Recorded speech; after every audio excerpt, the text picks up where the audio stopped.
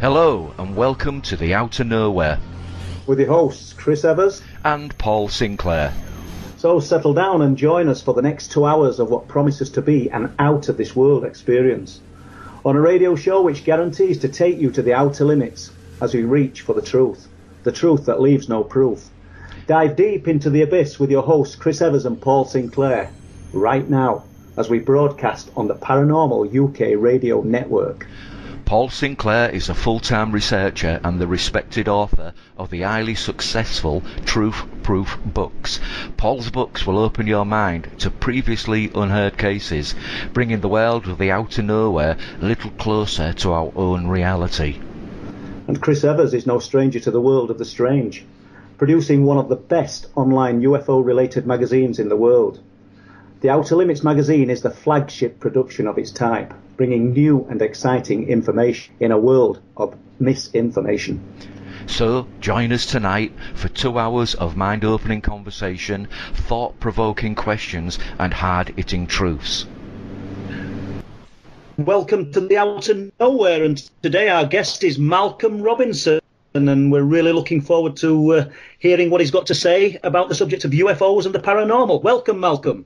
Hi there, Paul. Good evening. Yeah, you're most welcome. It's great to be speaking with you today, Malcolm, and I'm sure me and Chris won't have much that we're going to scratch his heads and wonder what we're going to ask you, because you're a wealth of knowledge and sort of world-renowned, respected researcher and lecturer, and I don't know whether you've got any questions for Malcolm. Chris, have you?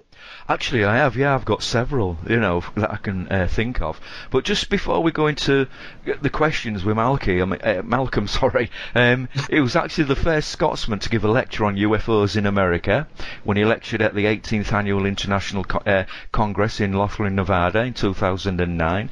Another fact about Malcolm is that he's one of only a handful of people on this planet who can say that they have been down to a depth of over 400 feet when he went down in a submarine in, guess where, Paul?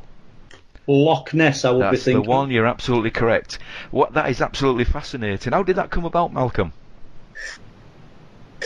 Well, to be honest, what happened was it was a North Sea deep sea submersible. It was initially used in the North Sea to inspect the pipelines, etc.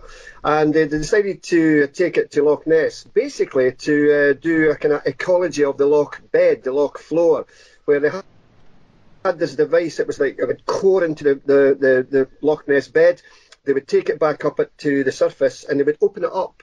And it would just be like the rings on a tree when you saw a tree down. And it would tell the researchers the deposits over thousands and thousands of years. So they decided, whilst they do that, to take members of the public down for a few weeks at £69.50 for an hour to help fund that, And so I was very, very fortunate. I killed two birds with one stone on that occasion, because what happened was there was a gentleman from Altby in Wester Ross, so way up the north of Scotland, and he says, Malcolm, I'm using a torch to flash into the night sky and I'm getting these bursts of light coming down. And so he met me at Loch Ness. I did my dive. It was absolutely fascinating. Now, this submarine's only about 25 foot in length. It's very, very claustrophobic inside. There's condensation coming down the insides of the submarine. The front nose of the submarine was a toughened portal, a big glass toughened portal. And outside the submarine was about 8 or 9 very, very strong halogen lights, which would penetrate the inky blackness of Loch Ness. And on the floor at the back of the submarine was another glass toughened portal. So there were, you could see out this. It was nothing like a periscope like you see in the television. This was a very professional submarine. And we went down to a depth of 400 feet. I think it was actually more than that. And as we traversed over the sandy silt loch floor, you could clearly see the sandy silt. And then it just fell away. It fell away. The floor just fell away into inky blackness. What is the depth, Malcolm? What is the actual? If you bottomed it? Well, they say that it's just over 900 feet in depth, so it's actually deeper than the mean depths of the North Sea. It is deeper, obviously, in various parts. Probably the deepest part is across from Castle Urquhart, but it ranges in depth from up and down the loch. It's 24 miles in length and about a mile or so in width at its breadth, yeah. Okay. And what about assuming something lived down there, Malcolm? Because I know you've researched this extensively. What do you think would be the food source for a creature that could survive undetected? Well, there's obviously the fish, various forms of fish live in the Loch Ness, and so it's heavily populated with fish, so there's not a problem there. I mean, I believe that there's more than one creature in Loch Ness. It would have to be, Paul, to keep this. It's not an air-breathing animal. It's an accidental breaking of the loch surface. You've got the fish just maybe 10, 15 feet below the surface of Loch Ness, and as this creature comes up from the depths, it breaks the surface occasionally, and that's why you get these sporadic sightings. And but yeah, there's ample fish to sustain a colony of certainly up to 3 or 4 creatures in Loch Ness, which is probably anything between 15 to 25 foot in length. And am I right, Malcolm, in thinking that Loch Ness is not landlocked? Is the access to it beneath the surface to the sea? No, there's no there's no tunnels or anything like that leading off to the sea. I thought I'd heard that people had seen seals in the past. Obviously, I've got my information wrong here. No, you're right. There are seals that get into the loch. They come through the Caledonia Canal, so they're probably coming through that way. I see. But initially it was open to the sea at the Inverness end about 7 million years or so ago. 7,000 years or so ago. And then the land slowly rose and it cut off Loch Ness from the sea. So initially, obviously, it must have been a seawater loch which somehow transferred into a freshwater loch, which it is today. Okay. So the fish, I don't want to labour on this because you're talking about the food source. Are we talking salmon? Yeah, we're talking salmon, we're talking Arctic char and various other brown trout, etc. So there's a whole range of different species in there, yeah. And their sort of passage to the loch is this canal, yeah? Yes, indeed, yes. All right, thank you. Plus, don't let us forget that fish repopulate themselves anyway, so there's always going to be a colony of fish, generating as the years roll by, yeah. So absolutely. And do you find that there's other phenomena reported around Loch Ness? We know we've got the story of the Loch Ness monster, but do you get UFO type reports and other things as well? Well, I'm glad you asked that question, Paul, because yes, we do is the answer to that one. And there is a number of UFO reports that have been cited above this famous Scottish loch. Probably one of the more famous ones was by a gentleman by the name of Frank Serrell, who was a prolific Loch Ness investigator and gator back in the 80s. But the sad thing about him is that his photographs were, most of them were fake, so there's not a lot of credence we can put onto his fantastic, clear, daylight disc photograph as it swooped down from the sky over Foyers village. And but like his Nessie photographs, we don't put a lot of stock on that particular photograph. That's a shame because it tarnishes genuine researchers. This, doesn't it? They're always going to get people are going to make reference to the fake rather than the actual good researchers. The guys like yourself who get out there and they're looking for the truth. Yeah, I mean, I've interviewed many people along the shores of Loch Ness. One of which was the water bailiff. Alex Campbell, who more or less kicked off the Nessie phenomena back in 1934 when he had his own sighting of a singular hump which was followed by a long slender neck with a sheep-like head, and he saw that and then it suddenly just dived back into the waters, and this was near Fort Augustus. And another famous witness that I interviewed was Father Gregory Brucey, who was a Benedictine monk at the Fort Augustus Abbey. And he said on one occasion back in 1971, he had the organist from Westminster Cathedral come to pay him a visit. So he took him down to the jetty, and they were at the north side of the loch. And he just looked up the expanse of Loch Ness, and it was like a sheet of glass, not a ripple.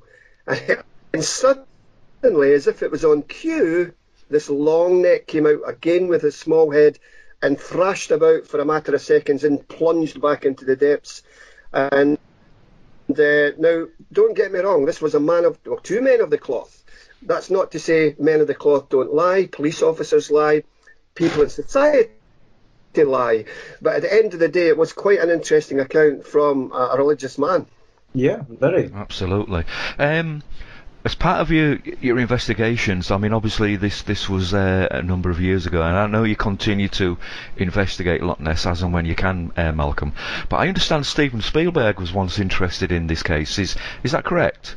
Yeah, absolutely. Back in the 90s, Steven Spielberg got involved in this, and what happened was I had initially taken a phone call from the Scottish Sun newspaper, and the journalist says, "Malcolm, if you could prove Nessie exists, how would you do it?"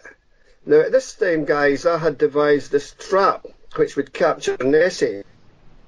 Now, if you put in your mind's eye a boxing ring, got the ropes? Yeah. Now, so only much, much bigger, and secrete that into the floor of Loch Ness. Now, on these ropes would be these spherical balls with biopsy darts, radio biopsy darts. Inside this boxing ring, which would be much, much bigger, of course, would be some form of fish puree, an attractant, if you like.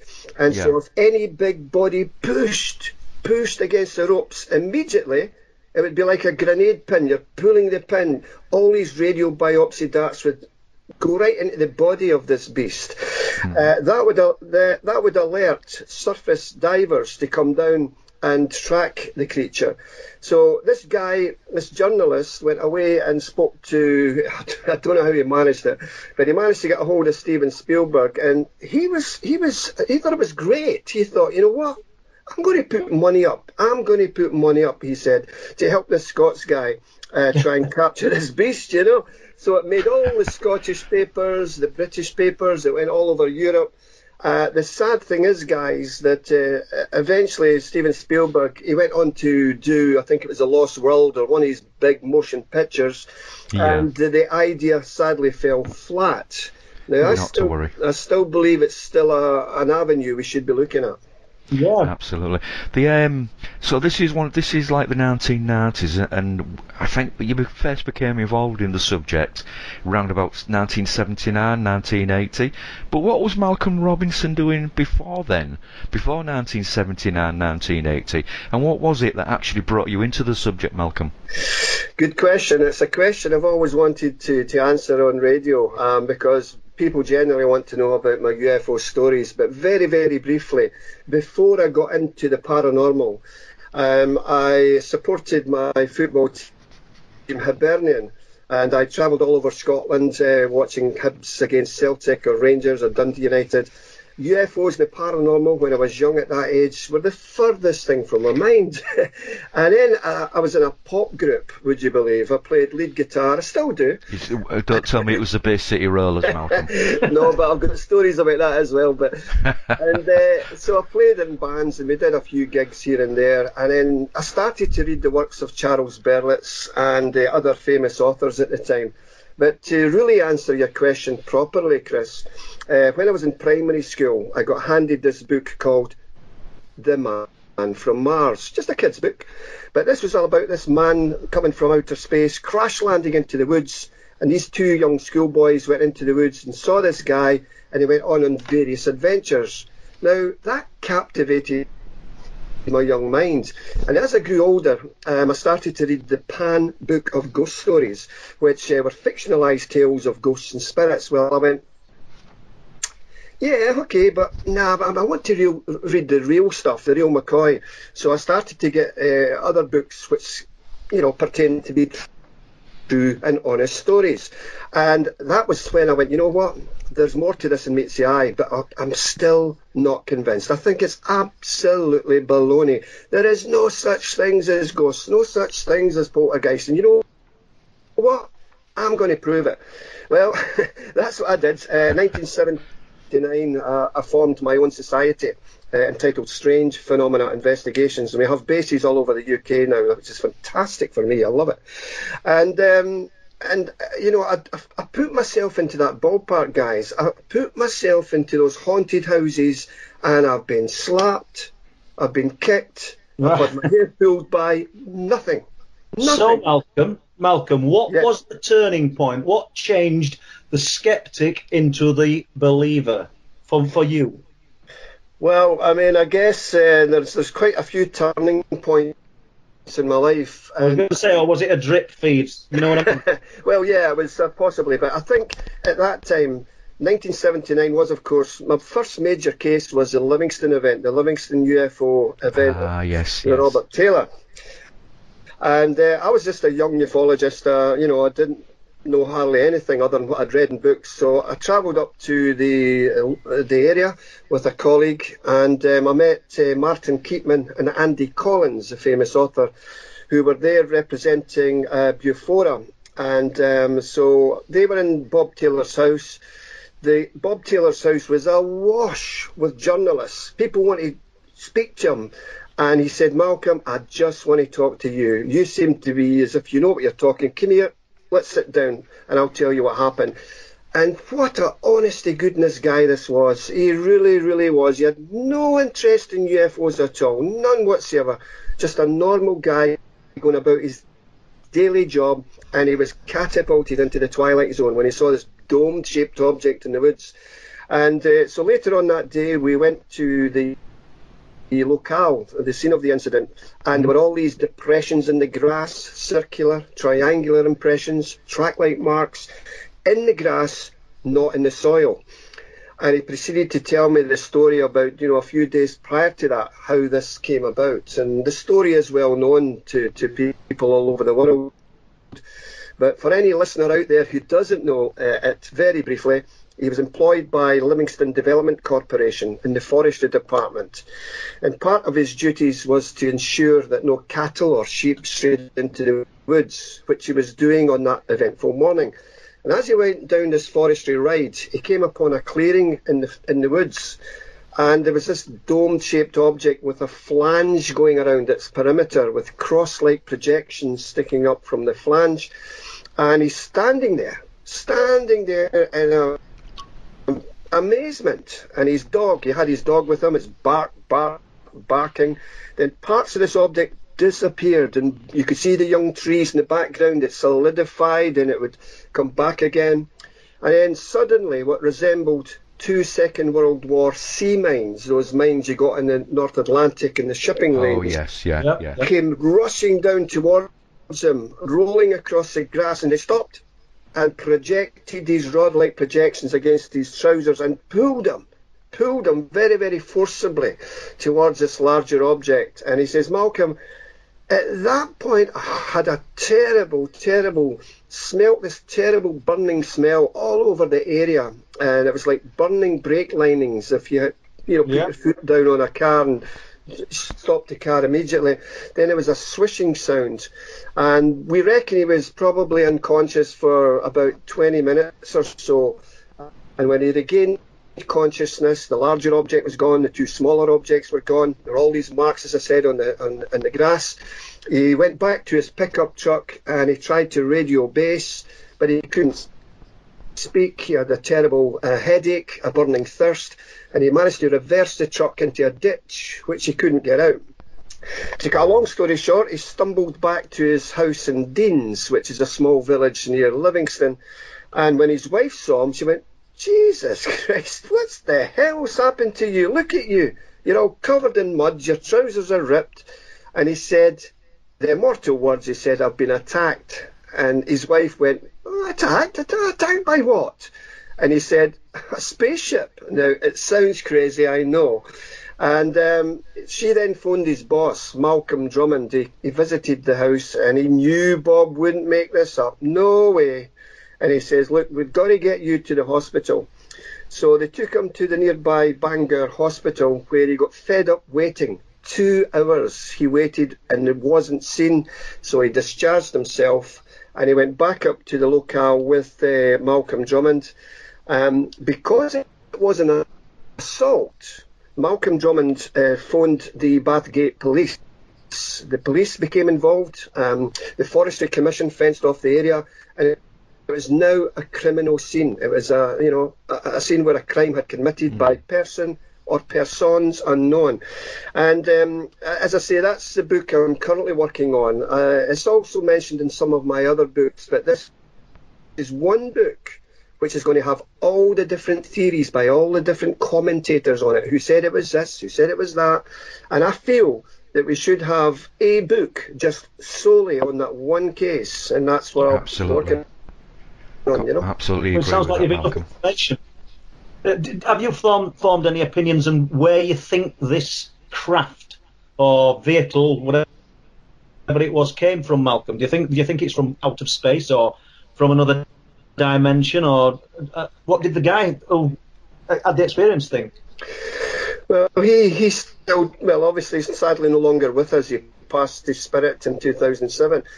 But to his dying day, he did say that he believed it was some form of spaceship, even though he was not well versed in ufology. He had seen the odd thing in the newspapers and stuff. But as for me personally, wow, it's very difficult to say because it's such a strange one. What we do know is that there was quite a substantial amount of UFO reports leading up to that day and after that day. And even on the eventful morning, people 2 to 3 to 4 miles away also saw strange things in the sky, which again, they couldn't identify as your normal conventional aircraft or helicopters. Certainly the police were convinced that no vehicles were in that area because there were no tracks leading up to or from that area. Everything, all the marks were centred on one nucleus of around about 20 to 30 feet area. For me, I think, yes, I don't believe, as Phil Fenton would say, that he was in the wrong location, that it was an underground water tower. I don't believe it was an army exercise. I don't believe it was a tropa belladonna, which a commentator has said there was. A tropa belladonna is a poisonous berry which grows in some forests and woods. Now, there's no evidence of a tropa belladonna in Deckmont Woods. So they said he hallucinated? He said he hallucinated, yes. Now, an experienced forestry worker would know all the plants and all the wildlife and everything in woods. He wouldn't necessarily, take a handful of poisonous berries. And for what? So I certainly don't believe that. Completely agree with that. I mean, most of us have heard of the Rendlesham Forest incident. Well, if you haven't, you need to investigate that one, folks. And as we know, I think we all know, myself, Paul, and yourself, Malcolm, that that incident has actually had some signage there and a UFO trail. And I think there's a monument there. It's about the size of the craft that was allegedly seen. And I understand, Malcolm, you've got some good news about the Deckmont Woods incident as well. Do you want to tell us that? Yeah, well, initially it stemmed way back in 1992. Myself and a Scottish researcher by the name of Ron Halliday. Actually, we got the idea initially from Philip Mantle. Philip Mantle came up to view the site in 1992, or 1991, sorry. And he says, Malcolm, you should maybe commemorate this site. You should maybe put a wee something up just to commemorate it. And I chewed over that idea, and it came to fruition. I badgered the Livingston Development Corporation, and to cut a long story short, they initially erected this big, large boulder, like a big cairn, and they had a brass plaque inscribed about the encounter there. So that's what we did in 1992. We had a ceremony, we had the press, etc.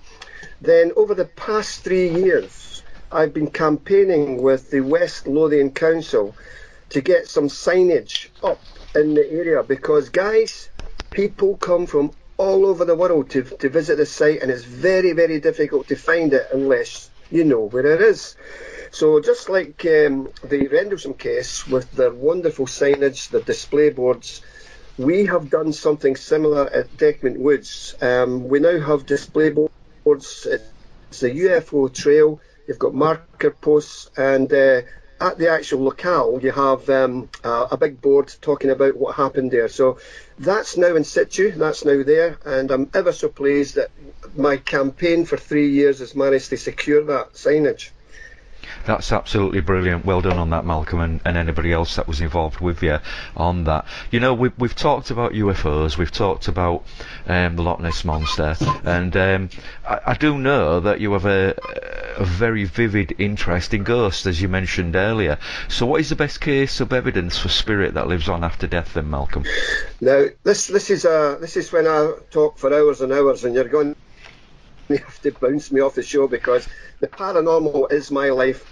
It means more to me than UFO study. Although I love UFOs, I love the thrill of finding out what's behind these sightings. Of course I do. The paranormal is very, very close to my heart. I'm a Christian spiritualist.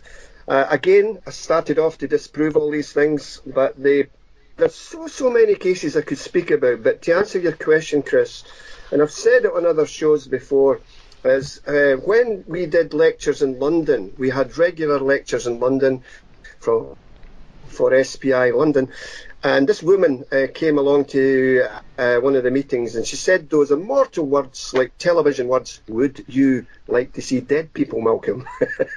So, I says, who wouldn't, So she invited me along to her home in Chingford, on the outskirts of London, and basically, it was just a normal council house, and she took me upstairs and into one of the back bedrooms. There was a small cabinet, a wooden cabinet with glass shelves, and on these glass shelves were rings, were coins, were braids, were medals. I says, well, what's this? What are you showing me this for? Oh, these are apports. These are apports, Malcolm. These have fell in from, just into the room. And when we've picked them up, they're boiling hot. And had we name tags on when it had happened. Then she took me into another room, and it was devoid of any main bedroom furnishings, apart from a large, tall kind of wardrobe and a small chest of drawers and some chairs. Now, at the corner of this room was a black cloth from wall to floor, and behind that was one chair. And she says, Malcolm, we've got a visiting psychic. He's coming along very, very shortly. He's going to sit behind there, and we're going to bring spirit to you. I says, oh, great. But before he arrived, I checked the floorboards, I checked the wall cavities, I punched, knocking the walls to see if there are any hidden cavities for any secretion of tape recorders, etc. There were nothing that I could find. And on the walls of this room was little bells, little silver bells, which I found very odd. But we'll come to that. And then eventually this gentleman came up. He seemed nervous. Maybe that's because he knew that I was going to try and pick holes with him and find out what this is all about. I was there to find out what it was all about. And so I patted him down, checked his person, like they do at the airports and that. Yeah. And to see if he was secreting any tape recorders or anything. He was fine. So they placed him in this chair behind this curtain, and we strapped him to the chair with heavy Velcro straps. So if he tried to rip them open, you would hear that noise, that crunching sound as you pull Velcro off. And then we turned the lights down low. There was a very, very small red ambient light on top of this unit. And once your eyes got adjusted, I found that there was 3 or 4 other people with me who were there to view this, which is fine. You could see the contours of their body, you could see their face, etc. It wasn't totally dark. And then suddenly, all these little bells that was hooked onto the wall started tingle, tingle, tinkle, tinkle, and there was not a breath of air in this. So nobody was going up and blowing on them. And then suddenly the cloth, this black cloth that the psychic was sitting behind, came right out into the middle of the room with a big face moulded in it. A face was moulded into this black cloth, and boy, did I push back in my chair. Now, the guy, he had taken his shoes off, and you could see his white socks sticking below this. He saw his leg and his white socks, so he wasn't standing up and pushing the cloth out. And then that went back. And then quite incredible. I've said it in other shows and that, there was a small chest of drawers next to this curtain. And suddenly that started to vibrate. And then suddenly you could see it, no problem at all. It rose up into the top of the room, rose up into the ceiling, moved across the air, and just slowly fell on my feet. And Wow. boy, was I shocked. So this spirit voice boomed out, was Malcolm impressed by this? I know it sounds crazy, guys, but this is a voice that came. And I says, you know what? I'd be more impressed if you took it back. And, they said, That's a typical. I kind of like suspected you'd say something like that, Malcolm, knowing you as I do. so this spirit voice then says, we shall see what we can do. Now, I made the cardinal sin, guys. You should never, ever, ever try to disrupt psychic phenomena from happening. It can harm the psychic. But anyway, I hooked my finger under the lip of one of the drawers, and I says to myself, this thing is going nowhere. Right, okay, move it back. 1 minute went by, nothing. 2 minutes went by, nothing. And then suddenly I felt this pressure pulling at my finger, wanting me to release this. I couldn't hold it anymore, guys. It just released from my finger. This small chest of drawers just floated back up into the air, went to where it came from, and plopped itself back down. And at that point, I could hear voices, male, female, young, old, bang, bang, bang, bang, bang, all over the room. Now, I'm thinking, who's throwing their voice? There are three other people looking at this curtain. And there's somebody throwing their voice. This is fantastic. So that was kind of strange as well. And, I mean, to this day, I'll never, ever forget that there was so much more happened, guys. But that was one of the main things, you know. The strength, there's a... I'm not disbelieving you, Malcolm. You're telling the story, and it sounds amazing, startling. I wish I would have experienced it. But there's a strength that you're implying that there's a physical force being applied that's obviously stronger than what you can hold out of thin air. It's quite amazing, isn't it? You know. It is, and what also is amazing as well, Paul. Whilst that was happening, the whole room got immediately cold. Initially, it was just normal temperature, and then suddenly it was as if you were thrown into the back of one of these lorries with the hooks of meat. They're going to the butchers and they're taking them out. That's how cold it was. It was. My breath started to freeze up in front of me. I could see me, my breath freezing up. And obviously, this, I don't mean the atmosphere, but did the mood of the room change before this started to happen? It did. It most certainly did. There was certainly a change in the atmosphere as well, not just temperature-wise. You felt that you were you felt like you were sitting and there were hundreds of people all around you. That's what it felt like. It's the best way to put it, yeah. It's quite incredible. I'm really pleased you shared that story. I've never heard anything quite, with an audience, shall we say, a captive audience like yourself and the people that were there for, did you say? Yeah, and the downside is, Paul, that people quite rightly will say, oh, fantastic, great story, but did you capture it in audio? Did you capture it in photograph? Did you capture it in cinefilm? Now, the sad thing, the conditions was told to me by the psychic medium, the lady who invited me. She says, Malcolm, you can come along, but you must not bring any camera equipment or anything with you. And that was a killer. And I'll tell you what. What does that tell us, though, Malcolm? Does that tell us that the phenomena is totally aware and is not allowed to present and be caught, if that makes sense? Or there's an intelligence to the phenomena, we know that, or this what you've been watching manifesting. But do you think there's a universal law to the phenomena that this thing is not allowed to be caught? It can't compromise itself. It can present and display and show Malcolm Robinson the proof of its reality. Malcolm Robinson can't take the proof away with him. I know, and the thing is, myself, Chris, and yourself, Paul, we are researchers. We want to prove to Joe Public that these things happen. And so I was kind of so destroying that couldn't happen. But when we think back to the Skoll experiment, another famous seance circle where they did manage to bring in recording equipment and they did manage to capture certain things. So there is an element where people can take things into the seance room. I mean, I'll tell you what, and I shouldn't maybe say this, but I will now. I've started.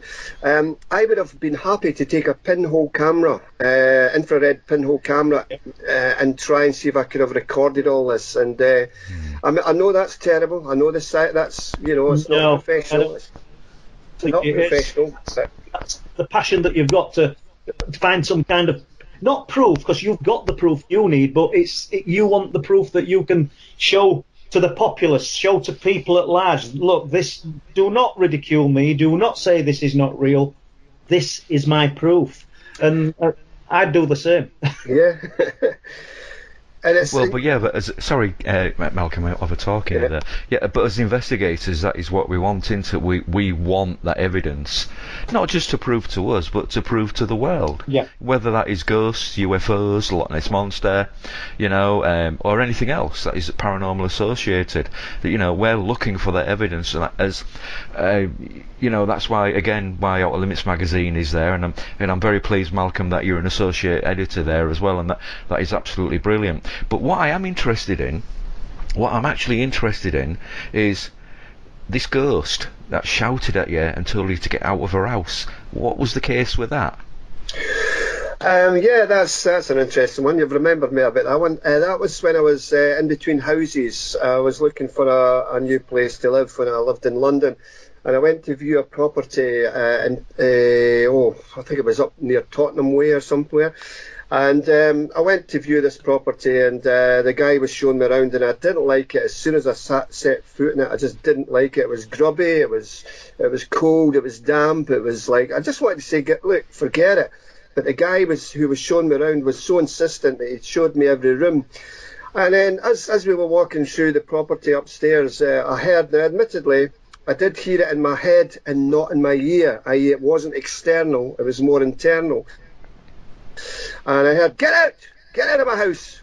And I turned round to see if anybody was shouting. I thought maybe it's coming from the street, or it was a female voice, and it was very, very strong, very angry, and she wanted me to get out of her house.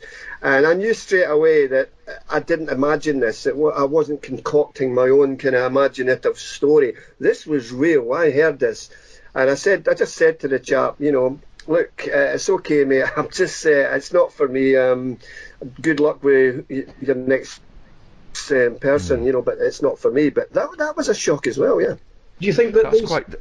Yeah. Sorry, Paul. I'm just going to ask. That's quite interesting in that, as a man, we tend to think in our heads we all have an internal voice. We think as a man, we hear our own voices as we think. But it's quite interesting it came across to you as a female voice. I think that's quite fascinating, to be quite honest. There was an elderly female voice as well. There was a kind of age to it as well. It wasn't young. It was quite old. Wow. Do you think that shows, Malcolm, that you're more in tune to this? Because this spirit could have been shouting at people for years, and maybe there's only certain people who are sort of tuned in or on the same frequency that are going to hear this. Good question, Paul.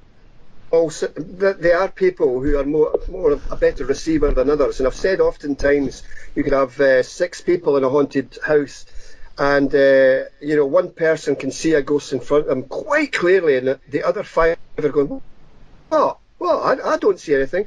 And it's like a radio receiver. Not so much these days, we have the digital radio.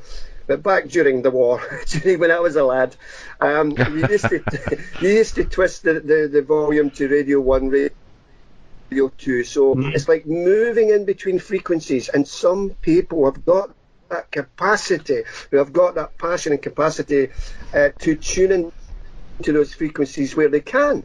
They can hear spirit, they can see spirit. Not all of us have it. Some people may have to be trained for it, but you're dead right, Paul. Some people have this facility to either attract or receive that, and that's good. Yeah. Absolutely fascinating. It's of course, as you know, Malcolm, we held the Outer Limits magazine conference this weekend, and that was actually one of the things that Mary Rodwell brought up in a workshop that she did on the Sunday. That people have this, they can attach themselves to this frequency, and they can make themselves more aware of situations, picking up spirits, picking up ghosts, picking up maybe alien contact. It's quite fascinating. It really is. Is this the one then? Where this lady told you to get out of the house? Is that the one where you saw the pair of levitating shoes as well? Ah, that's another story. Oh right, okay. That's when I was a young boy. I lived in a little village in central Scotland called Tullabuddy, and I was only about, I don't know, 9 or 10 years of age. And my mother walked into the living room with a pair of shoes. "Oh, Malcolm, got you a new pair of shoes." And she handed me these shoes, and I looked at them, held them in my hand, and I just didn't like them, guys. They were not for me. And like a young boy does, I threw them down onto a settee which was sitting in front of the living room window. Now, I swear to God that I can still see it today in my mind.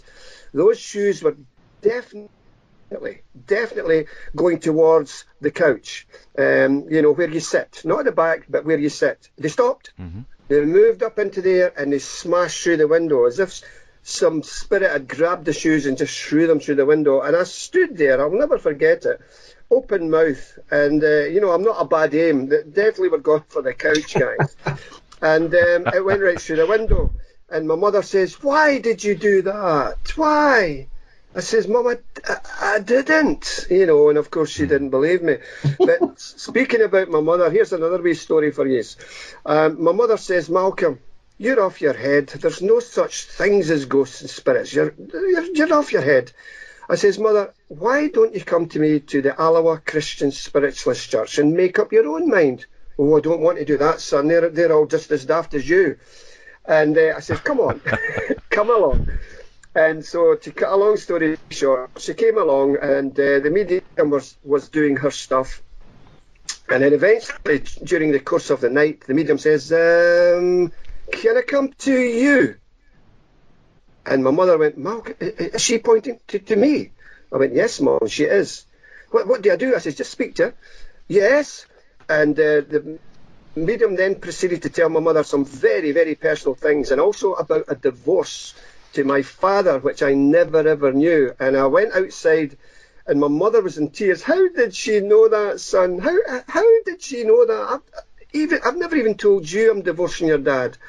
And I went, "Well, yeah, it's news to me as well." So that is another kind of confirmation. My mother just hearing this, and it was crazy, Unbelievable. Interesting as well, Malcolm, that it doesn't sound like that your parents, and I don't know if you've got brothers and sisters, were particularly interested in the subject. And so, it's something that's gripped you singularly and not your family. Or have other members of your family been interested in this?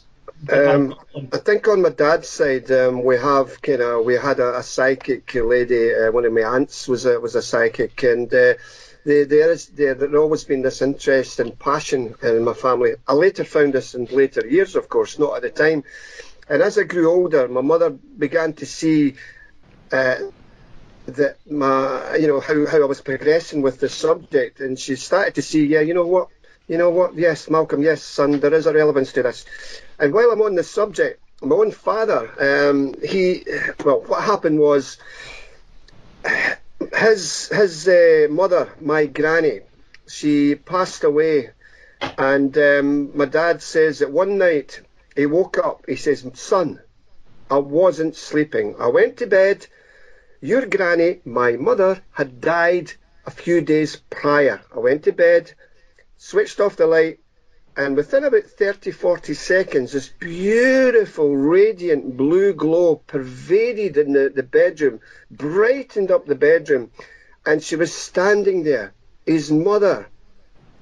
She had passed away to spirit a couple of days before, and she says, "Son, I'm just going." I know it sounds Hollywood, guys. "Son, no. I'm just going. I'm going to a better place. You look after yourself." And it was like a dimmer switch. Slowly, the light just fell upon itself, and the room was catapulted into blackness.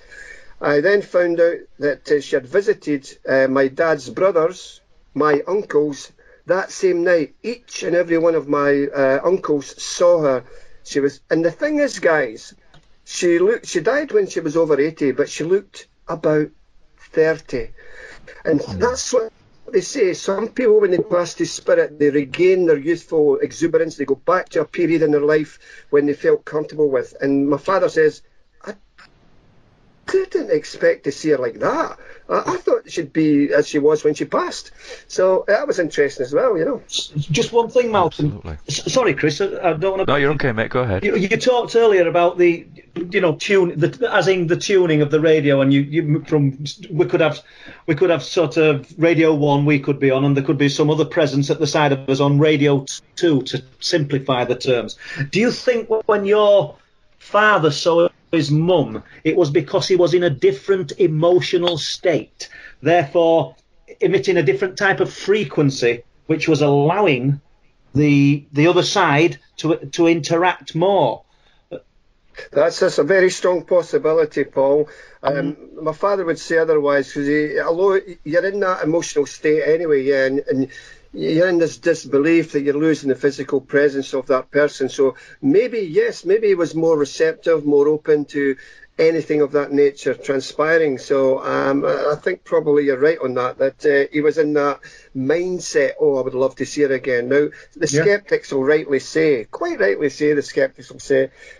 come on, you would imagine it. You were about to sleep, you're in between sleep states, and whilst we as researchers know that this can happen, of course it can, I believe my father wholeheartedly when he says that he didn't have even time to turn over to go to sleep. The light was just switched off and she was there. Yeah, it's quite amazing. Well, I don't know if you actually know, Paul, but we're actually very, very lucky today to get Malcolm to speak to us, because unbeknownst to some, well, I know Malcolm had a very busy schedule set for this year anyway, but I know he actually he cancelled his appearance at a few conferences to give lectures. He's actually taken a year out this year, Paul, to actually, he wants to concentrate on doing other things. What are those other things there, Malcolm? What is it you're doing? Well, it's mainly to concentrate on my two books. Paranormal Case Files of Great Britain, Volume 3, is now put to bed. It's with the publisher at the moment, so I'm just waiting on the proofs coming back to look at that and give it the okay. And then, as I say, secondly was the main book about the Bob Taylor incident. So I just decided that I had to concentrate on this, and I had to give up the Scottish UFO and Paranormal Conference in Glasgow this year. I had to give up some of the Probe asked me to speak as well. I turned down one in Ireland. I turned down quite a number of radio shows.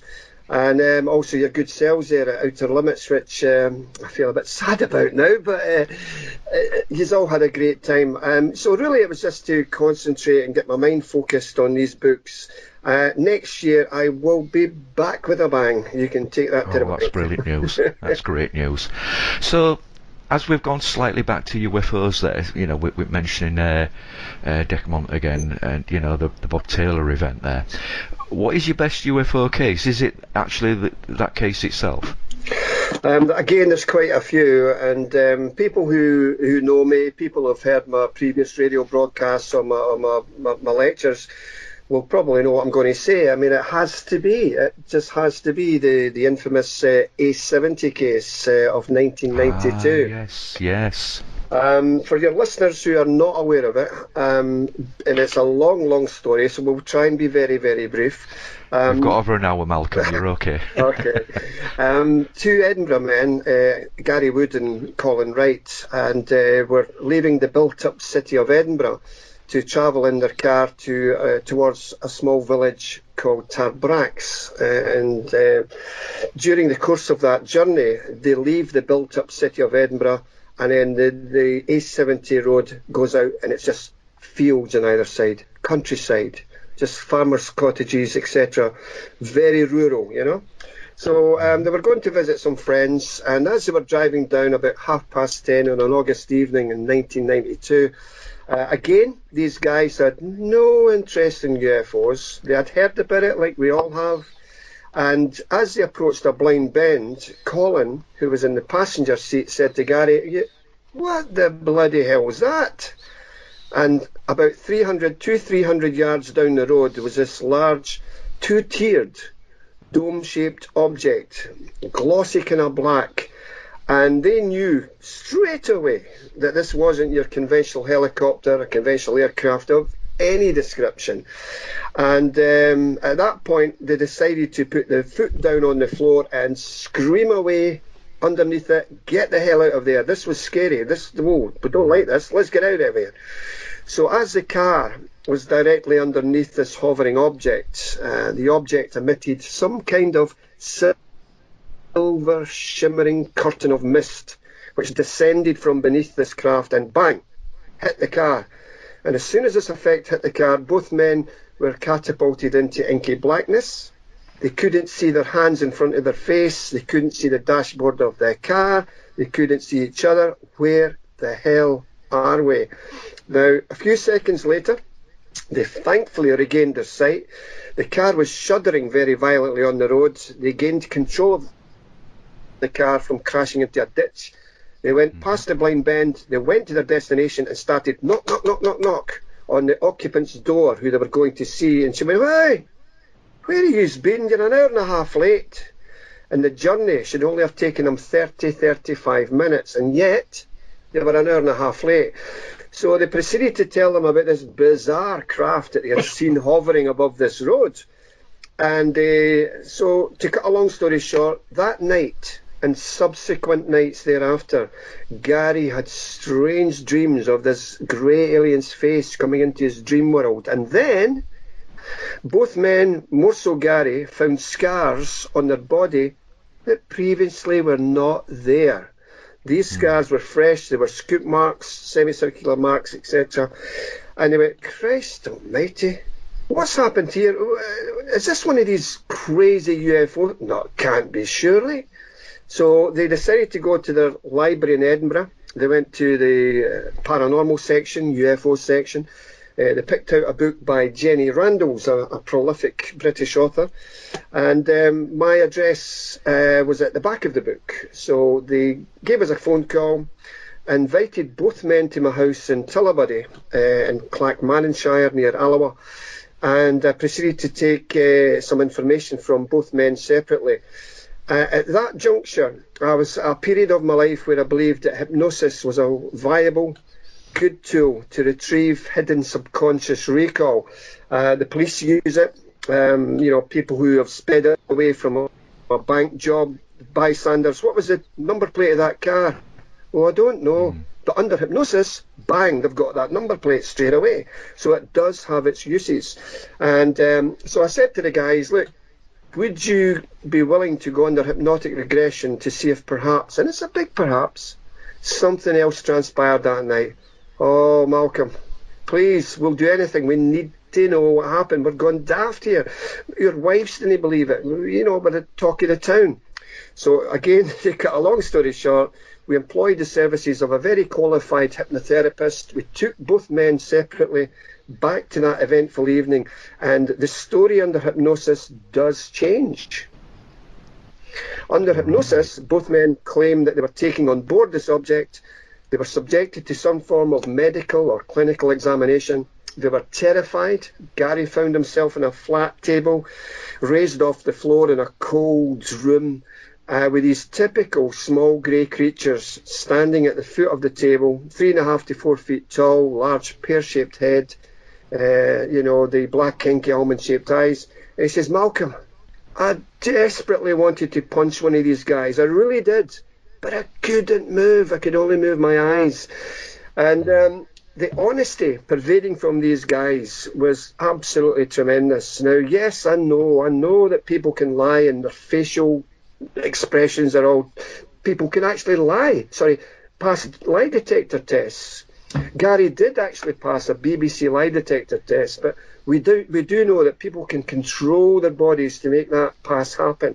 So when we look at evidence on any scope, be it photographs, be it video footage, that's fine. But I've said before, we're living in the age of Steven Spielberg's DreamWorks laboratory. Anything can be manipulated onto a computer screen to look like a fanciful ghost, a fanciful UFO. But the good thing is, guys, that same technology can be applied to say, "Oh, wait a minute, it's just a string supporting a model hanging from a tree." So it has its uses as well, yeah. What were your gut Absolutely. feeling with these guys, though? You thought they were on the level. That's what I take from this, Malcolm. To my dying day, Paul, I'll always maintain these guys' honesty and what they saw. Absolutely. And yeah, Briefly, Scotland Malcolm, have the. whilst they were immersed in this inky blackness, as you described it earlier, were they aware of each other? No, not at all. No, no. Right. Okay. I didn't know initially. As they entered this silver mist, I think that's what you said, didn't Yeah, you? that's correct. Yeah. I don't know whether did they. Well, you've just answered me, but I was just wondering, did they actually speak to each other and say, "Hey, what's happening?" Or was it some kind of amnesia that came over them? Was the silvery mist some kind of something to anaesthetize them? You know, yeah, possibly. And when you look at some of the famous British cases, I think it was the Aveley abduction. You need to Google that, I guess. Yeah. But this guy saw on a road this big shape appear on a road from one side to another. We also have something like that happen in Bonnybridge, where this misty shape appeared from one part of the road to the other. And on the left, on a field, was a UFO just sitting above a field. So this is iconic for UFO sightings the world over. This mist, yeah. A light's reported within the mist, Malcolm. You know, briefly, I'll keep this brief because we want to listen to you. But at Bempton, where I've got multiple witnesses independent to one another that have reported seeing a grey to blue mist with lights inside it, punching out in all directions, but no visible, discernible shape of anything within the mist. I'll be honest and truthful, in any Scottish or English case that I've investigated, we've not had that particular aspect transpire.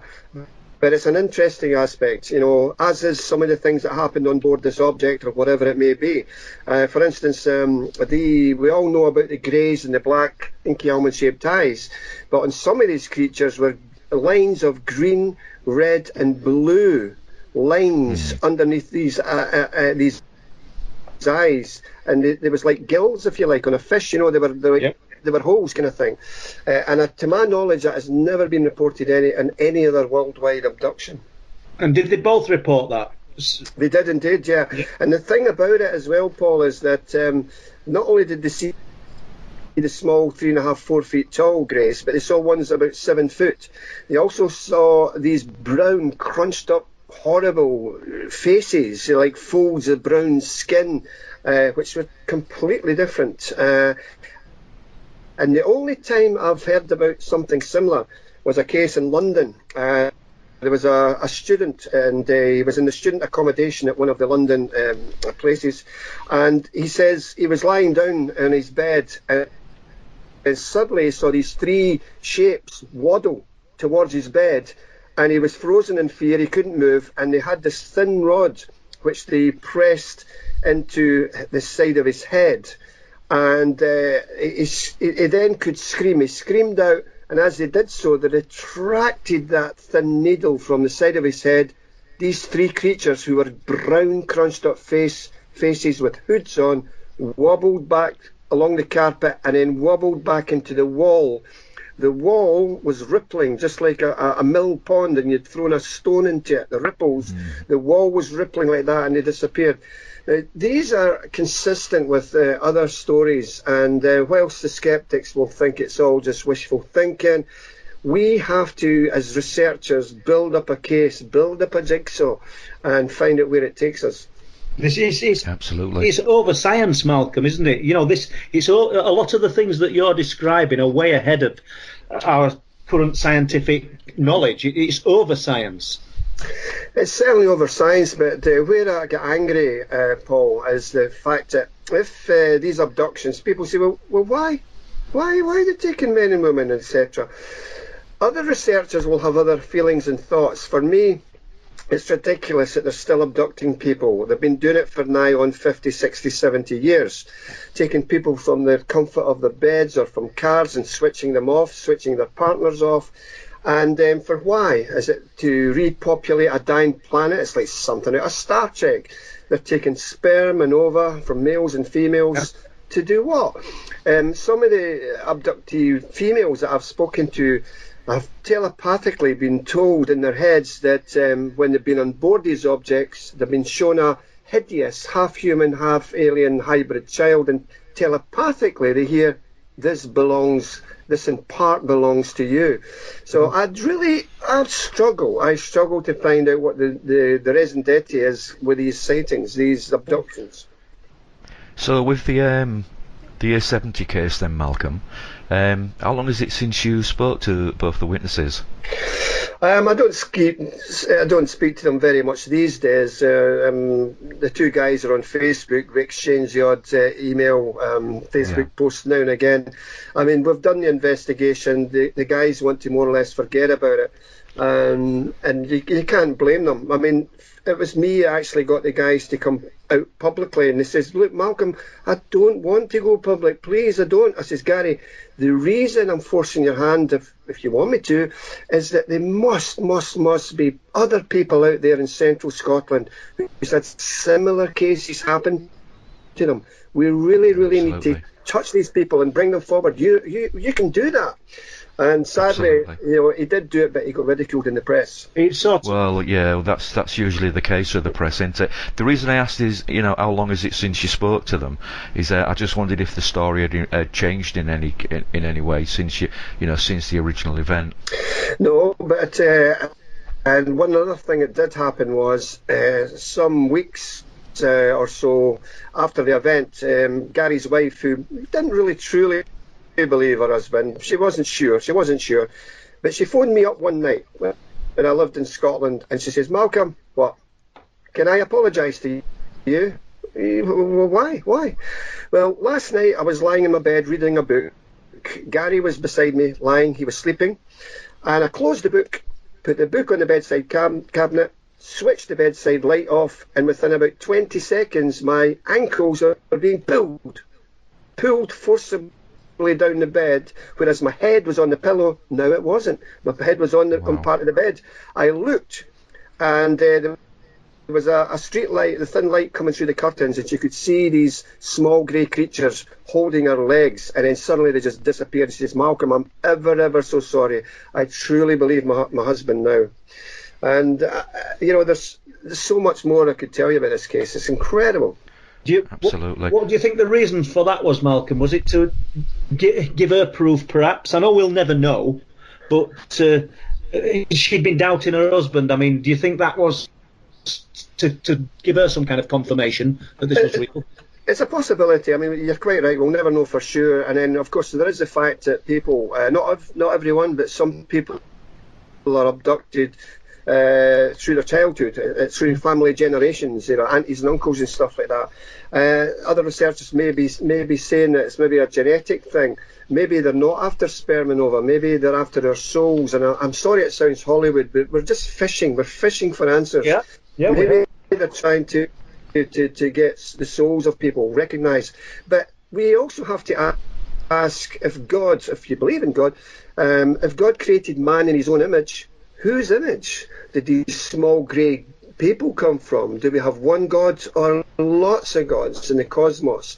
For me, the religion is another level of debate, which is possibly for another show, but we have our thoughts on that, yeah.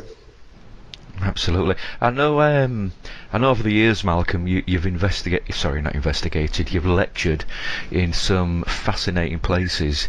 For example, I mentioned earlier Lothar, Nevada in 2009, the Utrecht Holland Air Conference again in 2009, 2010 you lectured over in Strasbourg in France.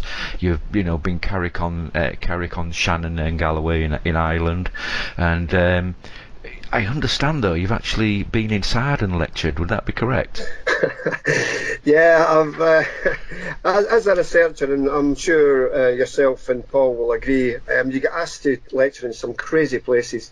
One of the most crazy places that I've lectured, and there've been a few, was Shotts Penitentiary near Glasgow, and it was the infamous. It's really, it only held the special unit.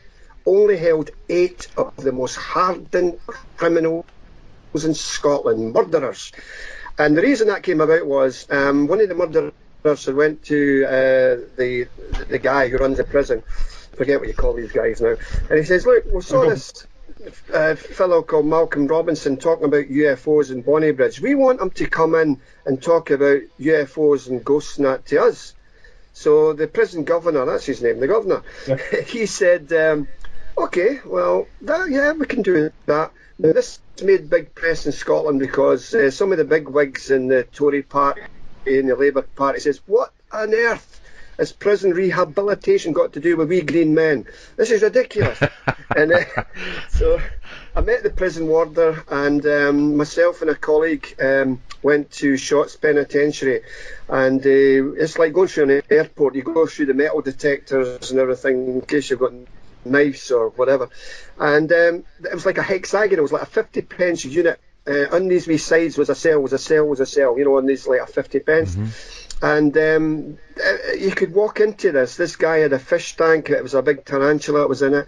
And then he took us to a woodwork room, and he said, and all these chisels and saws and hammers were lying there. And you're panicking. Did you feel apprehensive, Malcolm? I did. I had to change my trousers twice, Paul. Yeah. Well, the guys, did they have any experiences to share? Well, they did, but I said when I saw these chisels lying about the woodwork room, I says, does that not tempt you to maybe, you know, attack the screws? Oh, no. We know we've got it easy here, Malcolm. If we start doing that, we go to the big house next door. That's where the other prisoners are. He says, no, we're happy with this. But yes, indeed, some of the prisoners shared their stories. Now, when it came time for that lecture, the prisoners' wives joined them in this room with a screen, etc. And these wives, the prisoners' wives, had more tattoos than their men. They were going for their fingernails right up their arm to their neck. It was crazy. And the prison chaplain was there as well, and I did my wee talk and that, and it was well received. And so, yeah, that was strange. And then a few years ago, I lectured 200 feet underground near Portsmouth to Second World War tunnels, where they helped the evacuation of Dunkirk. And I gave a lecture in there. I've lectured on a bus. I've lost track. I can't remember half. I'm very, very glad to hear, Malcolm, that you wasn't a guest of Her Majesty anyway when you was you was up there, in Shotts Penitentiary. Really am. We've mentioned, albeit briefly, Bonnybridge. Are things calmed down now, or do things still occasionally happen? Because it was in the mid-90s, wasn't it, really, when Bonnybridge became world famous. Are things still going on, Malcolm? It is going on. I don't know to what degree it's certainly going on, because there are not a lot of people reporting back to researchers like Alison Dunlop, Ron Halliday, and other people, and myself, whether they're that used to it or not. But certainly when you look on Facebook and just look at posts in general, it certainly would suggest that there is still some strange aerial devices flying about the skies of Stirlingshire, and Bonnybridge in particular. I mean, it certainly gained its worldwide reputation as a UFO hotspot, or a window area, which seems to attract higher concentration of UFO reports than anywhere else, just like Gulf Breeze in Pensacola, the Pennine District in England. So, Malcolm, do you think these areas attract it or throw it out? Do you think? I don't know. There's certainly nothing of significance in the Bonnybridge, Stirlingshire area for any visiting aliens, and people have quite rightly said, why? Why these locations appear all over the UK, all over Scotland, all over the world. Yeah. But is it a location that's also responsible for producing other unexplained phenomena, or is it just synonymous for UFOs? Well, certainly Bonnybridge area, to my knowledge, in my research, it only threw up UFO reports. I know what you're driving at there, any kind of black dogs or any paranormal phenomena and stuff. We know, you and I know for sure, and you've researched a lot of this yourself, Paul, that when you have a locale like this, it is a mixture. It's a mixture of everything, generally, in this locale. And so maybe, but Bonnybridge, no, not to my knowledge, just UFOs. I've often wondered, Malcolm, and this is just, once again, pure speculation, I haven't got an ounce of proof to back any of this up. But if this intelligence is almost chameleon-like, and it could produce any manner of unexplained phenomena. I know this is a bit far-fetched even, but it just makes you wonder when you've got all this sort of mixture, not in Bonnybridge, as you've just pointed out, but some areas, and they're producing alien big cat sightings, UFO sightings, the sightings of the big dogs, and these areas are just over and over again. And that's why I said, do you think the area attracts this phenomenon, or does the area actually, I don't know, something within the area, portal is maybe a much-used word, but is this area expelling it? It is a used word, a portal. Certain researchers believe grid lines and ley lines in certain areas are on this kind of a window area, this portal. It's like to another dimensional shift. That maybe that is an area where people can just, like an interstate, you can just suddenly appear, you know. But that's fanciful. I don't know if that's true. But getting back to the diversity of the UFO phenomena. I mean, that case in Falkland in Fife back in 1998, I think it was, where a family saw, dozens and dozens of these grey creatures in a wood. That was scary for them as well, and that's they were propelled across this farmer's field in big 6 to 8 foot like soap bubbles. These 2 or 3 little creatures were traversing across this farmer's field towards this car. I mean, I've jumped into the middle of the story there, but very briefly, back in 1990, this lady and her friend and a young son went to the village of Falkland to buy some coffee and to go back to their house because they'd run out of coffee. It was only maybe about 5-10 minutes down the road, so let's do it. Again, that area is not built up. It's fields, farmers' fields for miles. And they got their jar of coffee. Sorry, before they got their jar of coffee, they were driving down the road and suddenly they saw this large black triangular craft hovering just off the road with 2 spiral beams of white light traversing the roadside. They went, Christ almighty, no, this is not an aircraft. What's going on here? So one of the ladies flashed the car headlights at 2 or 3 times, and at the same token, this craft flashed its tubular lights towards the car as well, and then it just took off. They went and got their coffee, they came back, and the same or similar craft rushed towards the car, and the young son was crying hysterically in the backyard, Mummy, it's going to crash, and it just went up into the sky. So they went back to the farmhouse. They said to one of the lady's daughters, said, oh, you'll never believe what we've just seen. What? What are these stupid UFOs? No, you haven't. So to pacify her mother, the young teenage daughter says, right then, I'll come out. Come on then, let's go, see if they're there. Jumped in the car, and as they went back towards that location, they saw coming up from a forest red, blue, green and white tubular lights, just like those lights that used to illuminate the German bombers from London in World War II, the searchlights coming up from this forest. Whoa, what's this? Now, they lived in that area. They know the area. They've never seen the likes of this before. So they drove down towards the field where the forest was, and there was a big farmer's field and then the forest.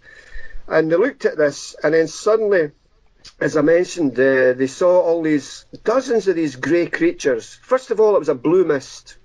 And in fact, Paul, I think you're right about that sparkly thing. I'll come back to that. They saw a blue mist in front of the trees, and then it dissipated. And then they saw all these small creatures lifting and carrying boxes or cylinders towards a structured object which was nestling in a clearing in the woods. And on Falkland Hill was this big orange ball sparkling, making a noise, and above their heads were all these like silver stars, only about 300-400 feet above their heads, just like stars but just hanging a lot lower. And then, I know it sounds daft, but they saw these 2 creatures in soap bubbles moving, being blown across this farmer's field towards the car. The car was situated on a tiny wee B road behind a stone brick wall, and just then Susan, who thought what a load of rubbish this was before she came out, screamed out, "Mum!" She said there was a small grey creature standing at the side of the car, and they just put the car into gear and screamed off and was gone. Now, there's a lot more to this story, but I'll just tell you a couple of very quick bits. The young son, David, was playing in his bedroom in this farmhouse. Again, fields either side. It's not a built-up area. He was with a young friend, and they were playing with their cars and their toy soldiers. And his friend went, "Whoa, what's that?" And they looked towards the window, and there was this grey. It wasn't grey. It was an off-white creature, free-floating, looking in the window. And then on another occasion, the mother had run a bath for her son, and she was on the phone downstairs. And then she heard, "Mom, Mom, come quick." So she threw the phone down, bounded up the stairs, rushed into the bathroom. "What?" And the young boy, her son, says, he was crying. He says, there was a grey just appeared next to the bath. And so they were hit really badly with UFO phenomena and, Paul, ghostly phenomena in the farmer's cottage. Because on one occasion they were having their breakfast, the dog was not in the breakfast room, and yet the dog's water bowl was being lapped by nothing. Again, it's a big story. We won't. I don't know about you, Chris, but Malcolm painted a fabulous picture there of that event, and I could have listened to that. Yeah, really absolutely. Interesting. I mean, have you written about this in books, Malcolm? Yeah, it's in UFO Case Files Volume 1. It's in the first book. What a wonderful story that is. There's more to it than Absolutely. So how many books have you actually written now then, Malcolm? that. Not that many. I think there's 6 books, and then I'm working on my 7th. Yeah. Well, that's 6 books more than I wrote, so well done on that. Absolutely brilliant. Which are you most proud of, Malcolm? Oh, it's definitely the Loch Ness book, for sure. Yeah. And also Paranormal Case Files 1, because there's a lot of juicy stories in there of my own experiences. The Socky poltergeist is in there, Scotland's most famous poltergeist case. If you wanted me to tell you that, I can. Well, I was actually going to ask you about that next. I was going to take us back to ghosts. So, yeah, feel free, Malcolm. Go into it if you wish. Yeah, well, it was before my time. I'm an old guy. I was born in 1957, and the Socky poltergeist occurred in 1961, so I was only 3-4 years of age, when it happened. But I reinvestigated it back in 1994 because I lived in the same village, the village of Socky, near Alloa in Clackmannanshire. Very briefly, the story goes that 11-year-old Virginia Campbell came over with her family from Donegal in Ireland. She didn't want to go to Scotland. Her family and friends were all there, her aunties and uncles, but they upsticked, moved to Socky, and that was the end of it. She had to leave her little dog Toby behind as well. And so they settled down in a house in Socky, and before too long, strange knockings and rappings and things were happening. The heavy linen chest, that back in 1960 had a big heavy linen chest at the bottom of your bed. You had all the covers for your bed, etc. It rose up off the floor and thudded down on the linoleum. And then there was like balls being bounced off the walls. It got so bad that they knew that this was probably something to do with spirits. So they got the local doctor involved, they got the local minister involved, and even the minister. Virginia was lying in her bed one night, and her head was on the pillow. She had another pillow next to her, of course, and then suddenly that second pillow next to her head depressed like a secondary head was pushing it down into it. And then what happened was even more frustrating for the little girl was the events happened at school. Would you believe it? They even followed her to school. Now, I re-interviewed the headmistress of that school, and she says, "Malcolm, yeah, I'll talk about it. I didn't even know what a poltergeist was, but I always remember that back in 1961, you had the cane. You never had, there was a pointer for the blackboard. Yeah. It was lying flat on the teacher's table, and she says, so Virginia got off her table, got off her seat, and came towards the teacher's table. She says, "There you go, miss." and dropped her jotters down. And just then, this cane, which was lying flat on the teacher's table, started to vibrate. And then it went up at an angle and started thudding on the teacher's table in front of over 50 school kids, because back in the 60s, these classes were 50, 60 children apiece. And then the big, heavy table that the teacher was sitting in front of lifted up a few centimetres from the floor and started to move round 90 degrees. So that where before the teacher was, of course, her stomach was in front of the long part of the table, it now was at the narrow end. At this point, all the kids are rushing out of the classroom, you know. And so the teacher went to the classroom door and she said, "Okay, children, okay, I'll get it. And she couldn't open the door. It was like a big, heavy man was at the other side of the door pushing it so she couldn't open it. "Oh, yes, the door seems to be stuck. I'll get it in a moment." And then suddenly it just opened up, no problem.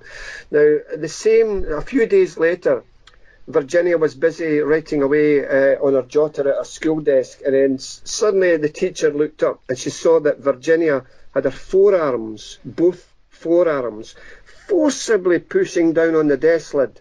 "Stop that, Virginia. Stop that. What are you doing?" "Nothing, miss. Take your arms away." As soon as Virginia took her arms away, the desk lid started to flap, flap, flap, flap, flap, up and down of its own volition. And again, the kids were traumatised by this. It made massive publicity. Do you think, Malcolm, that the actions behind this poltergeist were to create fear? Well, it certainly did create fear. Whether that was the true purpose or not. Or was it just interaction? There's obviously intelligence there. But I would have thought from the cane being picked up and striking the table. The cane didn't just get picked up and were thrown across the room like a dart. It's meant to know the purpose of what it was the cane was used for. So there's not just some residual energy there. Just my opinion here, I might be wrong, but there's an intelligence behind this phenomena, or certainly was there. Yeah, for sure. And what I don't agree with, all these people who say that poltergeists are pure sexual energy, young kids going through puberty, what a load of rubbish. And I'll tell you why, guys. If we know the state of the Great Britain just now, there's a lot of kids in turmoil. So if that was the case, you'd have poltergeists in every bloody house in the UK. Absolutely. So I don't think it's nothing to do with going through puberty and sexual, Yeah, it would be the sexual element. I'll agree with you, but do you think it could be just the actual emotional changes and tuning into this? I'm not trying to argue with you here, Malcolm, but. No, I mean, quite right. I mean, and that's the thing. It's great to hear different opinions, and like me, we want to understand why and what would have caused that. Initially in the house, in front of pillars of the community, the doctor and etc., and then also in front of the teacher, etc., at school. Why does this happen? And we're really clutching at straws because poltergeist phenomena generally is only maybe 2 to 3 weeks, if that. This has gone on for a good month or so. If you've got a case, then Malcolm, let's assume that you got wind of a good case today, quite local to you. Would you be on it? Is this what excites you? Would this still get you sort of motivated to go and interview these people? Oh, absolutely. Yeah. I mean, that's just. I feel as if I was, this maybe sound big-headed. I don't want it to be so. I just feel that this is what my life's all about. I knew from an early age, and I'm sure you and yourself, Paul and Chris as well. We as young guys had this fascination for the supernatural. Now we either just tell it to go away, go up and chase girls, or really take it further forward. And the three of us have done that. The three of us are challenging the paranormal, because let's make no bones about this. They laughed at Marconi, that will never work. They laughed at John Logie Baird, that television thing will never work. They laughed at the Wright brothers, that will never fly. Oh, sorry, it has flown, I'm sorry. They laughed at Galileo, stones falling from the sky. Just because something looks and sounds ridiculous, it shouldn't be that way. We should never, laugh at these things because there's something behind it. Chris, just before you ask a question, I've just got something on my mind. You know, you mentioned Rendlesham earlier, Chris, yeah? Yeah. Right, okay, well, I've always been curious. The guys who experienced at their event in Rendlesham Forest and the ladies, why do you think it is that, because Malcolm's just brought it up, this is Malcolm's passion, he thinks this is his calling, and I would agree. But why do you think it is that these other people, it isn't their calling, and they can have an absolutely incredible experience, which has been life-changing, but it hasn't put them on the same path that Malcolm Robinson's on, or I'm on, or you, Chris? Why do you think that is, Malcolm? Well, I mean, there's no denying it. There's people, and I've spoke to people at conferences, people like, I'm sure yourself, Paul, people always give you their stories at the end of your lecture, which is great. And I've had men and women come up and say to me, you know what, I've never told anybody about this. Yeah. This happened to me. Now, one woman says, people have said, Malcolm, I'm psychic. I don't want to be bloody psychic. I want this rid of me. I don't want to see spirit. I don't want to hear spirit. Please, Malcolm, how can I get rid of this? So that's on the other side of the coin. Quite rightly, as you said there, Paul, there's some people out there who are very, very gifted in the ways of paranormal sciences, but they don't want to be, whereas you know, yourself and Chris, we do want to dig more deeper to find out what's going on, yeah. You want to pursue it to its end, and I know you do, Chris. Absolutely, yeah. It's I mean, we've all had an unusual experience of some description. I know you have personally, Paul. I know I have. You know, I've seen lights in the sky that were unexplained in '74, which brought me into the subject. And obviously Malcolm's had experiences as well. And it's that triggers that fascination, that the seeker of the truth within us, that makes us go after this subject, yeah, like we do, you know. And it's for me, it's fascinating, a completely fascinating subject. It really is. And I think that what we love about it so much as speakers, and Paul, I'm sure will agree with me, is just getting up on that stage and telling it as it is. Look, here's what we've researched, and what I always say to my audience is this. I always say, look, don't believe a word that I'm saying. Check it yourself. Check it. All I can tell you is this, for me, is what I've researched, and we want you to kind of look at it yourself. And that's the good thing about it, because none of us are truly experts. We're only people involved in the subject with a passion for the subject. People call us experts. I laugh at it. You know, what a load of rubbish. I'm not not at all, you know.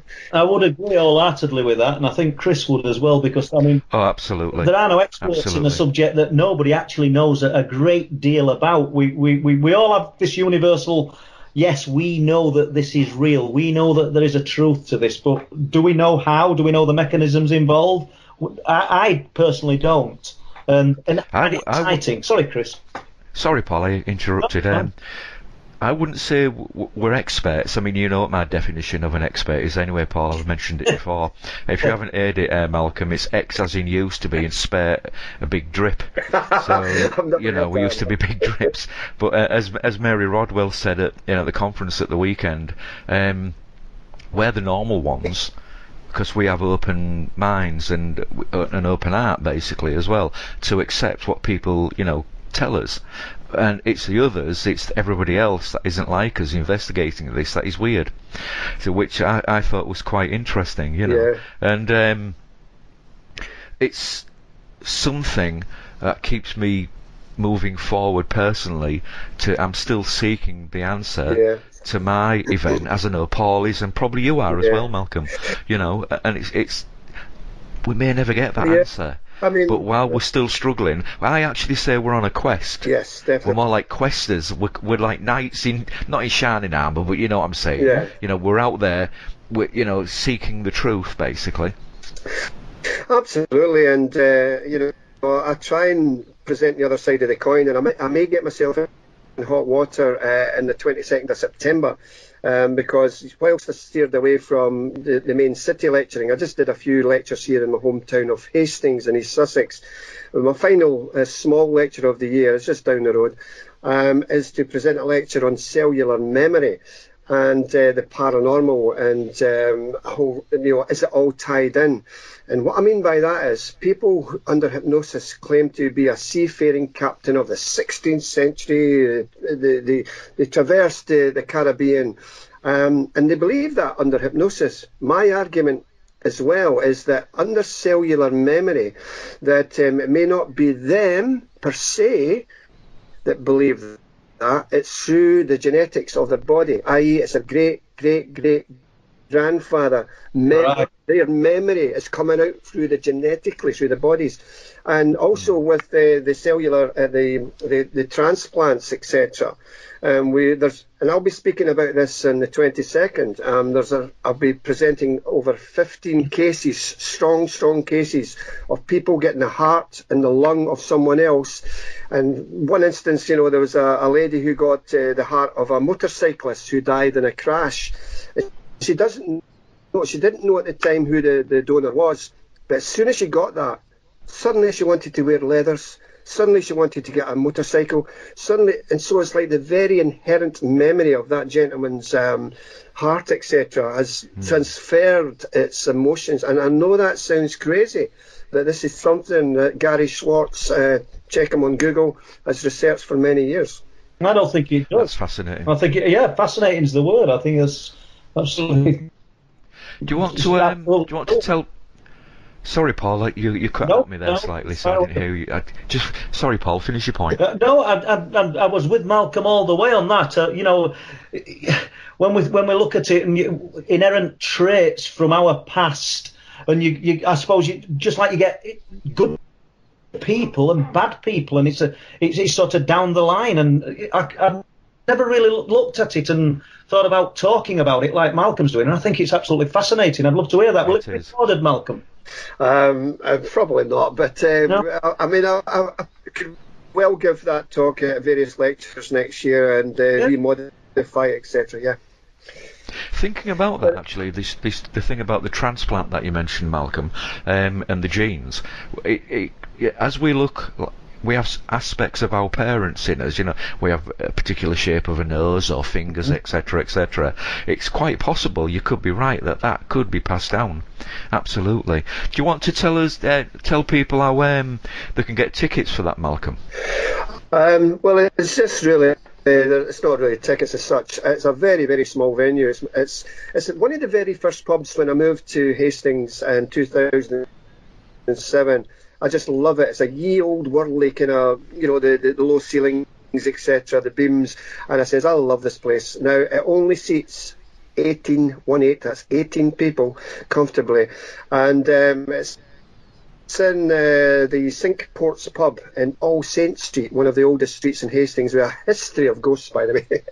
And that's on Saturday, the 22nd of September, from 2 p.m. to 6 p.m. And so it may get me in some bother because I'm speaking about the alternatives to the belief in reincarnation. And well, that's fine though, because yeah, I was just going to say, Malcolm, that's fine. We've got to look at all the alternatives as investigators. Absolutely. So while we're talking about spirit and ghosts and so on again, you've had an unusual case, haven't you, Malcolm? The case of spiritual lights above a lady who she said she'd been raped by a ghost. Yeah, that was wow. That was some case. That was crazy. We had reports of this lady who claimed that she was being interfered by spiritual entities, and it sounds Hollywood. It sounds like crazy stuff, but sadly, us three know, as researchers, sadly, this does happen. You could call it incubi, succubi, etc. So SPI went along to the lady's house, and she was in a terrible state. She really was distressed. But as any researcher, you've got to look out the box. Is she on medication? Is she on drugs? Is she making this up? Does she want to get into the newspapers? Does she have a hidden agenda? What's going on here? So that particular night, we had a psychic working with us, and my partner at the time, we went outside the house to have a cigarette. And at that time, we didn't know, but at that time, while we're outside having a cigarette, the psychic was administering psychic healing to the lady to calm her down. So we walked back into the house, sat down, and within a second, within a second, I let out of a very big girly scream. Yes, he did. Malcolm let out a big girly scream. Oh my God! And my partner went, "Yo!" And I said, "Can you see it as well?" "Yeah." And the woman's going, "What? What are you seeing? What? Now, what we saw, guys, were these beautiful aqua blue marine lights pervading all over this woman's body, all over her head, all over her body, down to her shoes. It was magical. It was beautiful. I've never seen the likes of this in my life. And this woman's still going, what? And suddenly it just dissipated again. You know, it was only there about maybe 14 seconds or so. And I says to the psychic medium, "Actually, what was that, love?" "Oh, Malcolm, oh no, that's just the psychic energy. It's the remnants of my psychic healing that I've administrated to this lady. You've probably seen it." "That's rare. That's rare, Malcolm. You've done well to see that." But my partner also saw that as well, and we both agreed these wonderful globules of blue aquamarine lights just falling about this lady. It was crazy, absolutely crazy. And absolutely fascinating. So this psychic then believed that she created these lights, and it wasn't something that were being emitted from the person that she was working on. Oh, I like your question in there. That's great, Paul. No, that's a very, very good point. And was it to do with the lady, or was it to do with the psychic healing?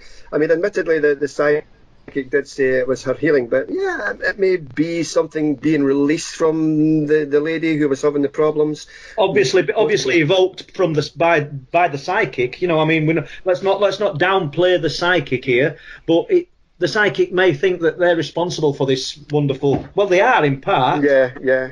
But it could actually be something from the affected person. Yeah. I mean, what as researchers, moving away from that for a moment, as researchers, and I'm sure yourself, Chris, and Paul get sent loads of photographs which claim to be ghosts, claim to be UFOs, and sadly, the vast majority submitted to SBI are what's termed as simulacrum or pareidolia. And some of the photographs we get, it's so sad. You know, it's like, come on, it's just leaves in a tree. It looks like a face, and the human brain is hardwired to see faces in a load of shapes. And I've said it in my lectures. Look at the sky, you'll see a cloud. Oh, that looks like a face. Yeah. The mind, and some people put too much stock on these photographs, and it's quite embarrassing at times when you have to tell them, "I'm sorry, but that's not what you think it is." And that's when you get the backlash. Whoa, you're meant to believe in these things, Malcolm. Come on. And that's how it goes.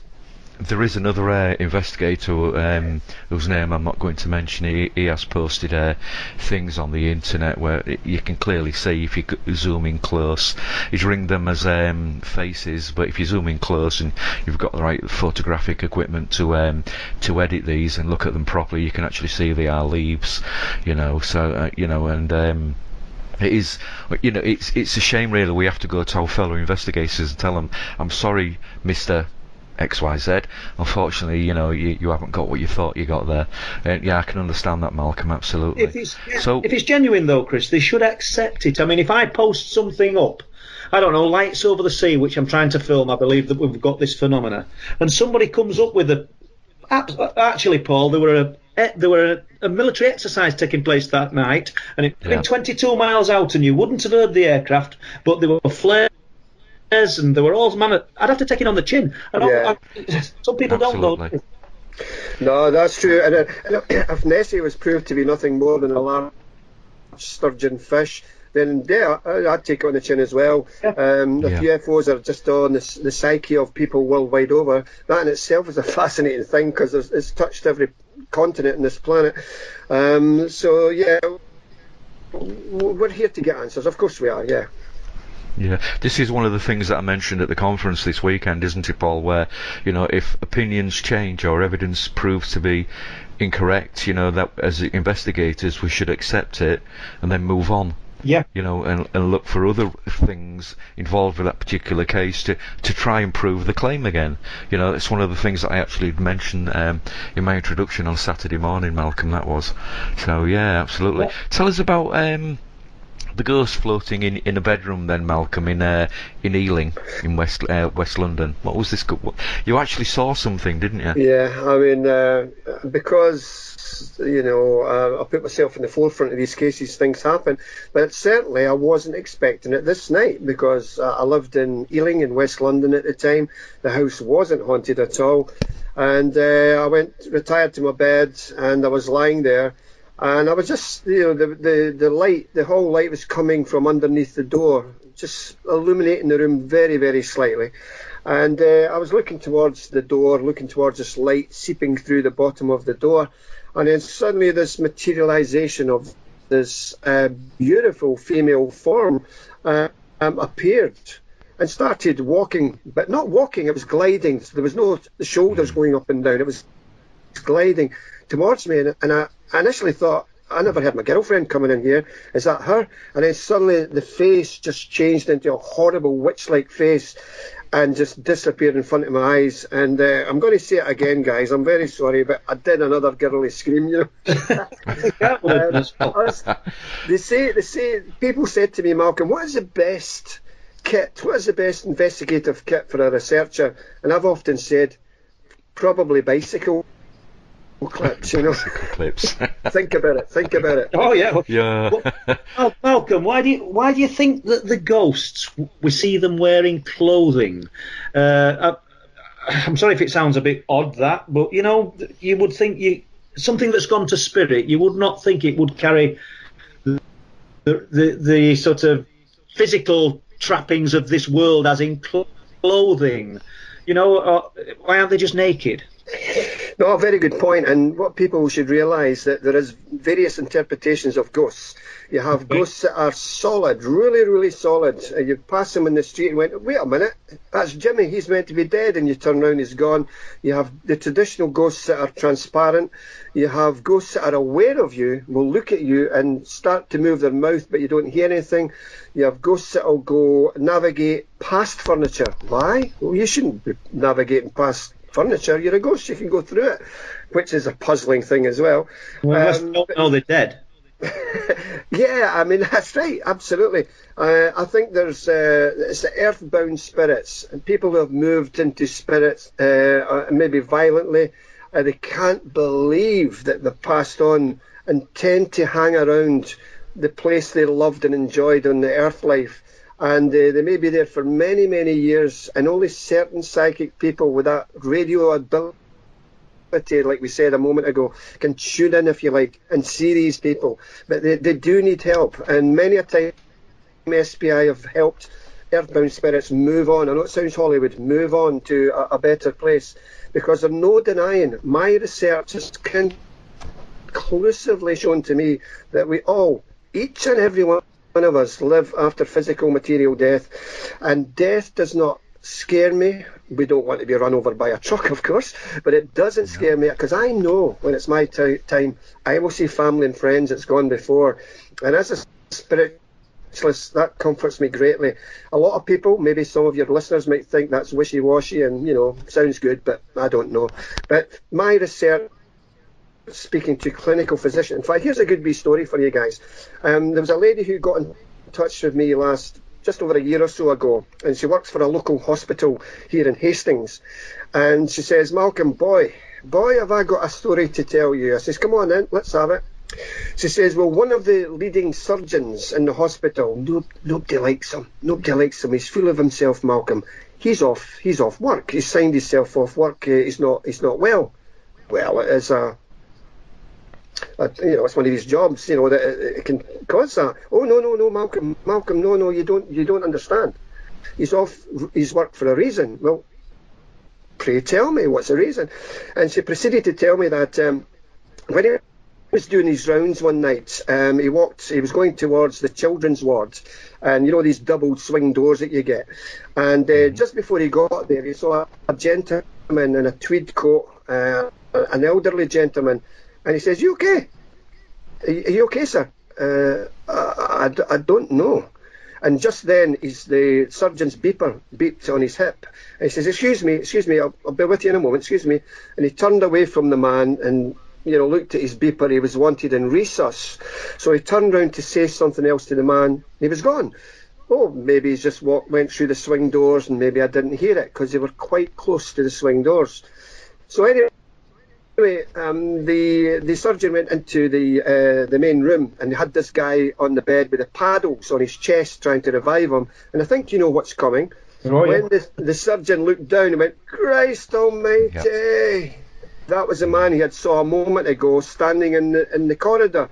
Now, the story gets even more peculiar because he went, wait a minute, let's check the CCTV cameras and see maybe he's maybe caught on camera. So they rewound the cameras along that corridor and they saw the surgeon walking, stopping and talking to thin air. There was nothing there. So, you know, this is why I love the subject so much. It's so great. Do you know what? Paul asked a question a few moments ago. Why aren't they naked? Do you think they could actually be wearing the clothes they passed on in? Yeah, sorry, I think I may have done a Billy Connolly and skipped the question there, so my apologies there, Paul. No, it's fine, don't worry. Billy's excellent anyway, so we'll let you off with that one, Malcolm. Possibly because when people pass on, if they have to come back, they'll come back and hopefully be seen by those who loved them, and as such, they maybe don't want to appear naked, so they'll clothe themselves in their earthly clothes. The main difference, as I said, with my father seeing his mother, she appeared a lot younger, which is quite a common trait with certain ghostly apparitions. But as to why, you know, we don't see, the ghosts naked, I really don't know. I can only surmise that they want to appear as they did. And let us not forget, we love our pets, we love our cats, our dogs, and there's some fantastic tales of people who have seen their pets come back into the family home, if but for a brief second, which is a great comfort for them as well. Yeah. Yeah, absolutely. Just turning the subject back to ufology again. Photographs. Now, you provided, Malcolm, a fascinating update on the Polmont Reservoir photo from Grangemouth area in Scotland. Do you want to tell us a little bit about the background for that and this update? We've got about 10 or 12 minutes left, so that might give us time to talk about the other photograph as well, the Craigslist Reservoir as well. So go ahead, Malcolm. Yeah, I mean, it's an iconic photograph. The story goes that two gentlemen in the Bonnybridge area were up near Polmont Reservoir to take photographs of the Grangemouth petrochemical plant, which is a massive big area burning off fuel, burning off oil, etc., big flames coming up from the pipes. And they were taking a nighttime photograph of that. And as they did so, this red ball of light came over from the Ochil Hills, which is about 10-15 miles away, and it moved over very, very quickly. And then it stopped above their heads, about 300 to 400 feet above their heads, this circular object. And the gentleman had to bend over backwards and took a photograph of the underside of the object, which when you look at it is concave, it's thrown out light, etc. We did checks with the airports, the police, the Met Office, the Ministry of Defence. We dotted the I's, crossed the T's, and we couldn't find an answer for it. Then a couple of years ago, a friend of the gentleman who took the photograph made himself known to me, and he says, Malcolm, I'm afraid you might have been had there. I went, what do you mean? He says, that guy is known for his pranks, he's known for his I'm not saying he's dishonest, but he likes having a lark. And I remember I was in his, we was at a party, and I was in his bedroom, and I looked at the light on his amplifier because he's a guitarist. There was a red light when you switch the amplifier on. It looked exactly like the Polmont Reservoir photograph with a little concave bit in the middle. Now, Malcolm, he said, I'm not saying that that's what he did, but I often wonder if he's just trying to get some notoriety, because he's always been known for having a giggle with people. And it's a shame because that footage has been all over the world. We did TV shows, etc.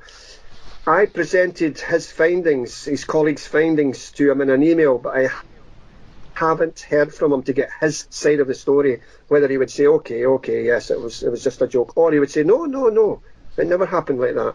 So it's always nice when new evidence comes forward to disprove or whatever.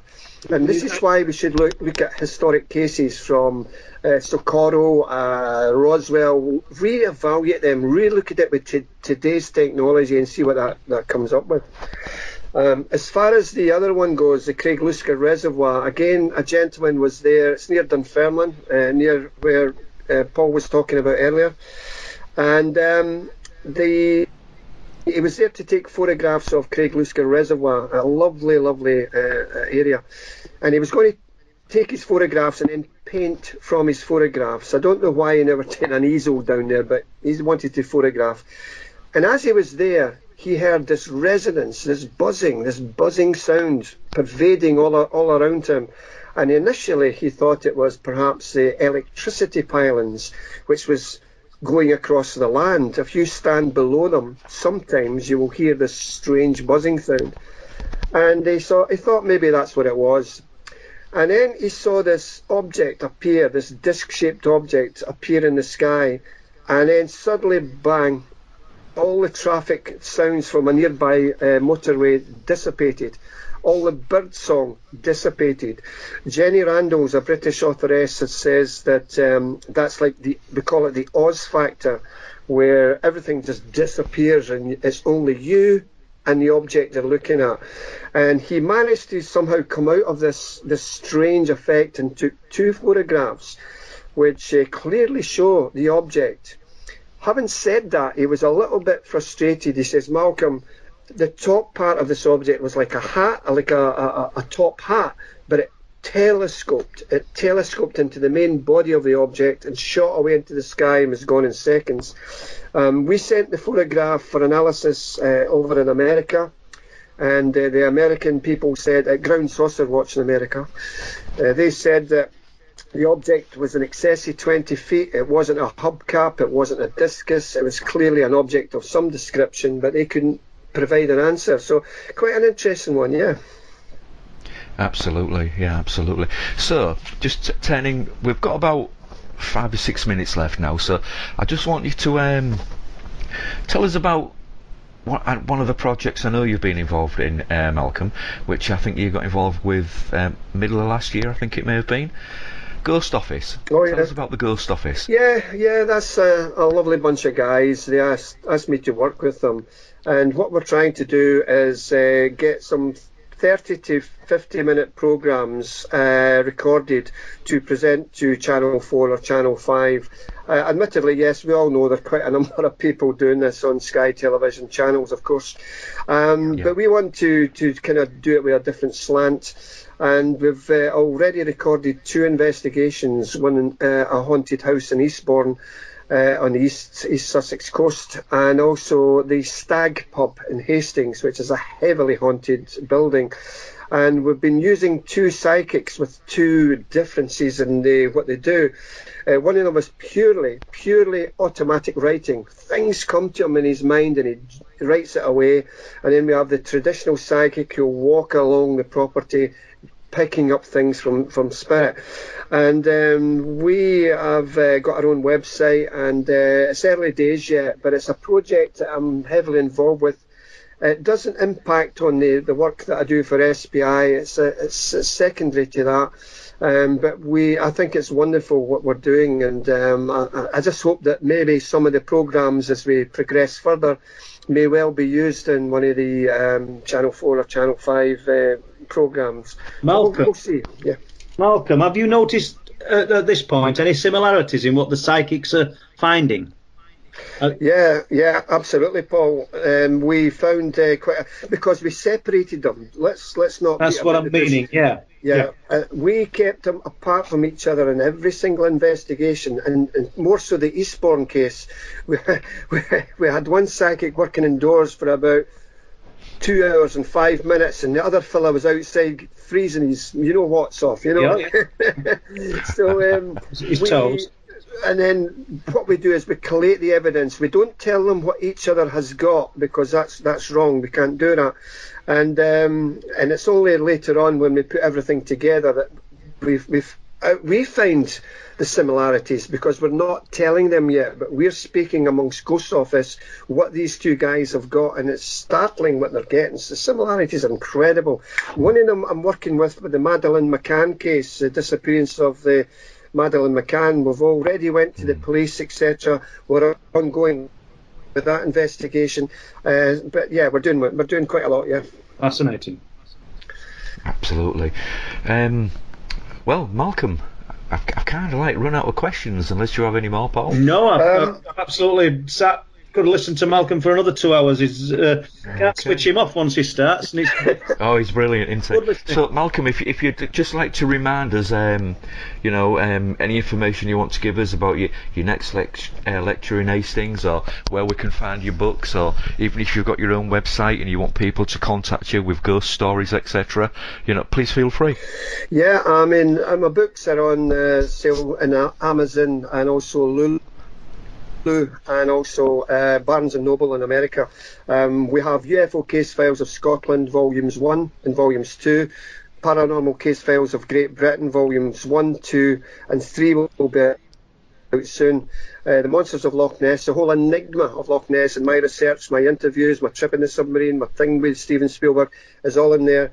And I don't have a website as such. Basically, people can find me on Facebook, and but I'm always happy to hear from anyone who believes they've been touched by the presence of spirit, or had a UFO sighting, or want to share their photograph.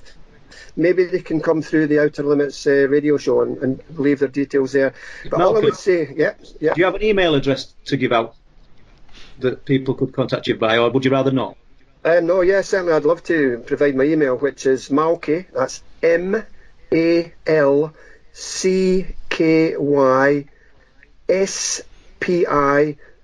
@yahoo.com, and that will come through to me. But all I would say to your listeners is that, keep the faith.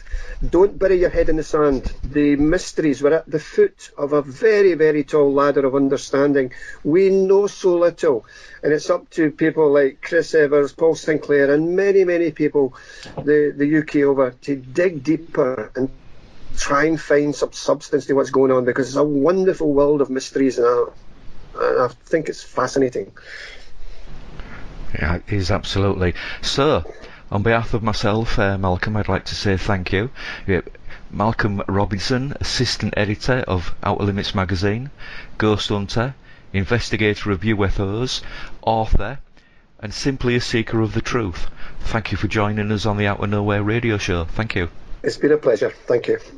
You're welcome. Okay, guys, there you go. Okay, thank you very much for that. Enjoyed that, Malcolm. Oh, Paul, you were brilliant, mate. Brilliant. I love your questions. Fantastic, mate. You and I need to have a few sherries together, and Chris. Oh, yeah, that would be good. I like the beer. Well, that's what I mean. Yeah, that's what I mean. Yeah. I don't know whether you and Chris are going to carry on chatting, but I need to get away, guys, so it's not me being... No, I think Malcolm needs to get off as well. Yeah, and, I've got to Malcolm, I'm ever so grateful. I was actually beginning to panic about who we was going to get to step in and help us out for this, and you've been an absolute star. I definitely owe you at least a chance. I hope you're going to do it again, Malcolm, because honestly, riveting, great stuff. Yeah, I've got loads more stories to tell. I've got a big list of them here in front of me to talk about, but yeah, we'll do it again. Thank you, guys. I'm off, Chris. Good night. Good night. Okay, Paul, thank you very much again, matey. I'll speak to you soon. Take care. Malcolm, thank you very, very much, and I will speak to you very, very soon. I don't know if you're aware, but Outer Limits magazine is becoming subscription only, which I'm doing that from December the 1st. Okay. Yeah. This year. It's £9 for a year. And it's been a pleasure speaking to you and Paul tonight. It really has, and you can see my passion. You'll never shut me up. I've got so much to say. Mate, you've been absolutely fantastic. Much respect. No problem. Brilliant. Enjoy the rest of your evening, Malky, what's left of it, and I'll speak to you very soon, matey. No problem, kid.